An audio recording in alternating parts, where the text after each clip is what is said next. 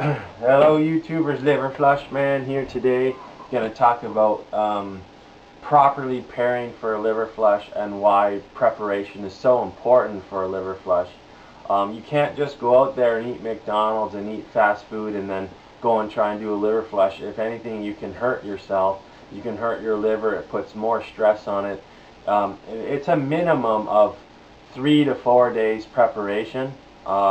That's the bare bone minimum, and with that you want to include a huge percent of raw foods, at least 80%, but really you want to be basically 100% raw fooder during those 3 days, and then eat less towards the last 2 days, higher quality organic food, raw organic food, and less, alright, and less is more in that sense, because you want to clean out the digestive system, and you want to get the liver prepared and energized and strong to be able to do the flush and release those stones. So some of the things in preparation I would include: you want to use like lemon water or the Master Cleanse. Use organic if you can, if you can get it, of course.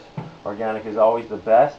Oxymag powder, which is oxygenated magnesium. I've done other videos on this. If you want more information, check it out. Oxymag Liver Flush Man.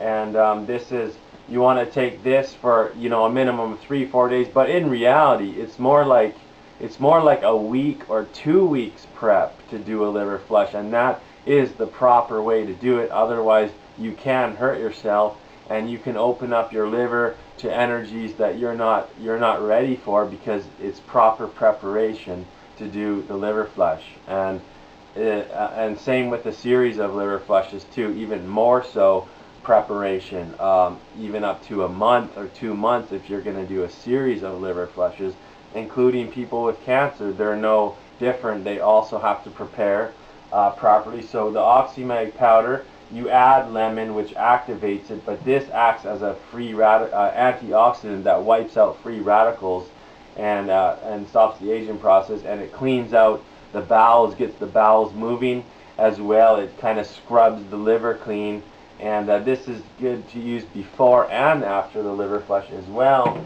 as after preparation. After a liver flush, important to include eating a liver cleansing diet after doing. Don't just go back to junk food and fast food right after a liver flush.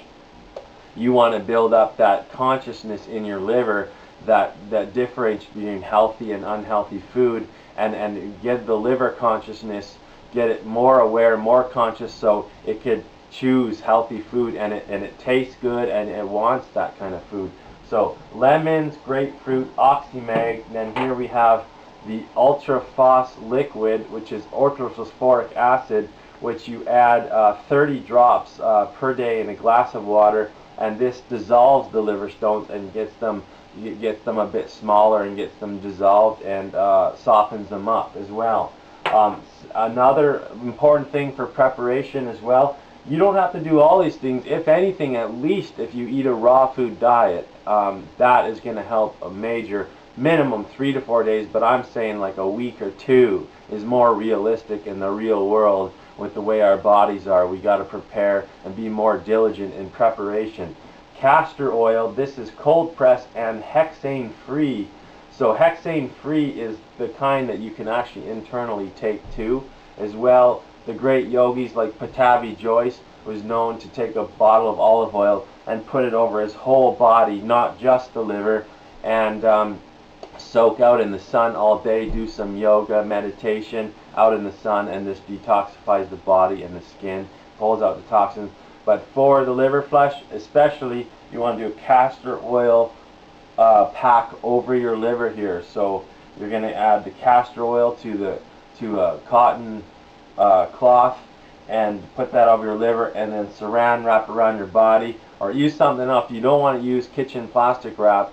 You think that it might not be good. It works. There probably is better options, such as natural, maybe cotton or hemp or something, and that way it just doesn't get a mess. And you put the hot water bottle over top, and that draws out the toxins and softens up the stones. So castor packs, 3-4 days before the flush. You don't have to do it the whole week or 2 castor packs, but at least 3 or 4 days.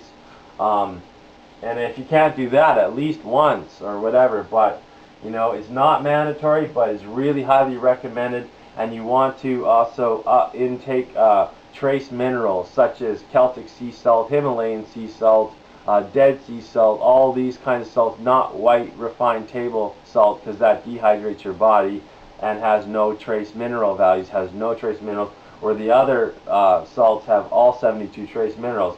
This is a trace mineral concentrate, and you add drops to your water.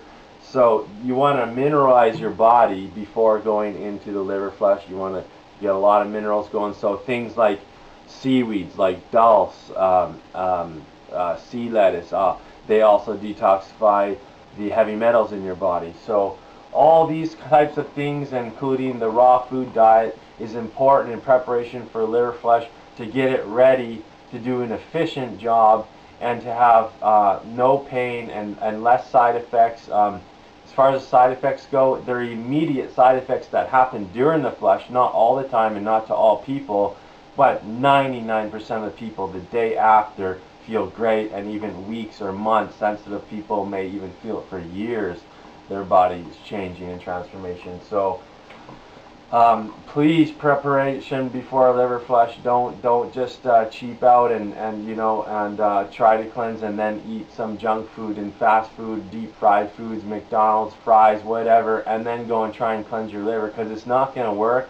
It's not going to be healthy for you. It's going to cause more harm than good. So do it properly, a minimum 3 to 4 days, but realistically 1 or 2 weeks. And if you're planning to do a series of liver flushes, you might want to prep 2 or 3 weeks, possibly even a month. Some people may even consider 2 months. So that's it with the preparation for the liver flush. Thank you.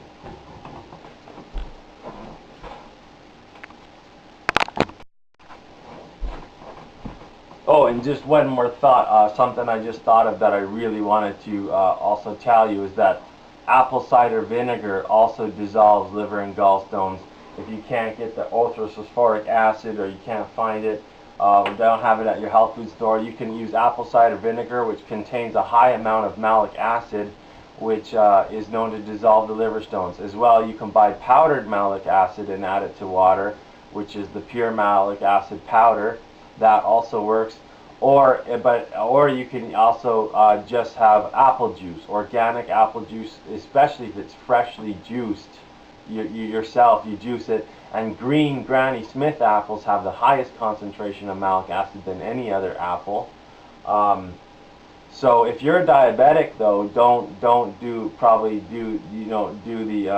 the apple juice, drinking or fasting or whatever before the liver flush, because there is a lot of sugar.